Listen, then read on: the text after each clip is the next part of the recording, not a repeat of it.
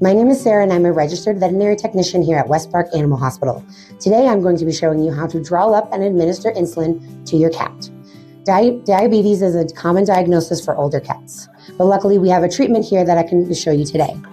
When your cat is first diagnosed with diabetes, there are a couple different things you're going to get. First are the insulin syringes.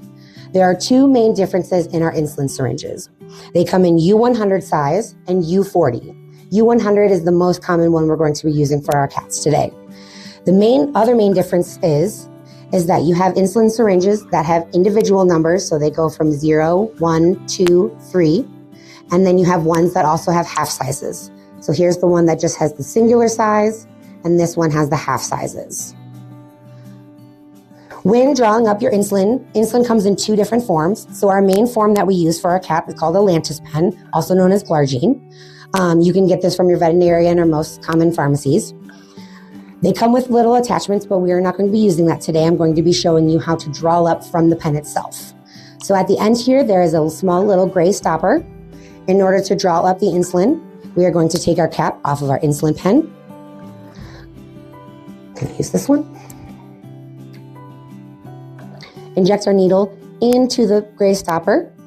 We are going to pull up more than we need to, just so that all the air bubbles can go to the top. And we're going to count down and we're going to give 2 units today. So this is at 5, 4, 3, 2.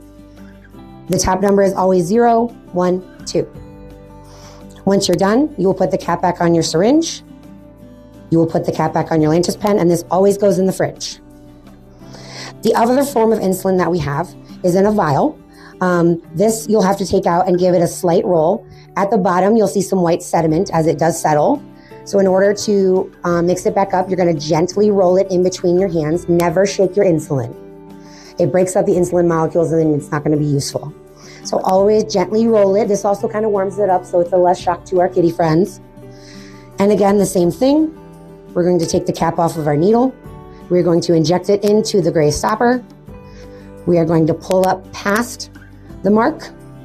We are going to slowly count down 5, 4, 3, 2. Again, the top one is always 0, 1, 2. Take it out, put our cap back on, and make sure our insulin goes back in the fridge. Next, I will show you how to administer insulin to our cats.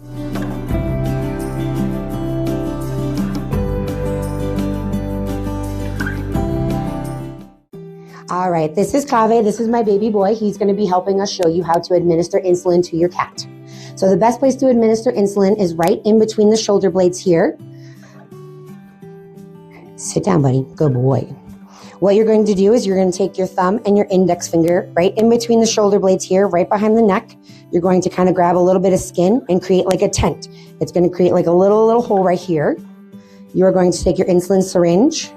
You're going to tent your skin, and at a 45-degree angle, you're going to gently pop right into the skin. You're going to give yourself a little bit of a push back on the plunger just to make sure there's no blood in there. You're going to inject it and pull right out. If you get blood in the syringe, that is okay. There are plenty of capillaries, blood vessels in the skin. Just take the syringe immediately out and start back over. If you get a lot of air when you pull back, that just means you went completely through the skin or you're not quite through the skin.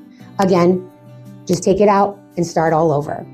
I will then give you some different tips and tricks on how to feed your cat.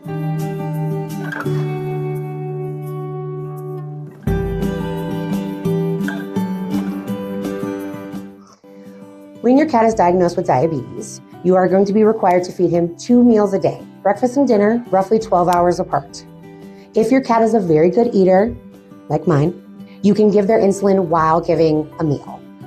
If not, you can make sure that they receive their insulin within 30 minutes of that meal. You can always give them a special treat during, but try to minimize treats during the middle of the day so that when they get their insulin, they're also eating. If for whatever reason your cat ends up skipping a meal, you can administer half the dose of insulin that they would normally get. So if they normally get 2 units, you can administer 1 unit. If for whatever reason your cat skips 2 meals in a row, please do not give any insulin and call your vet immediately. Thank you for watching. I hope this was super helpful. If you do have any other questions, concerns, or problems, please call your veterinarian. I promise you there is no such thing as a stupid question when it comes to the life of your pet. And I hope this was helpful. Thank you.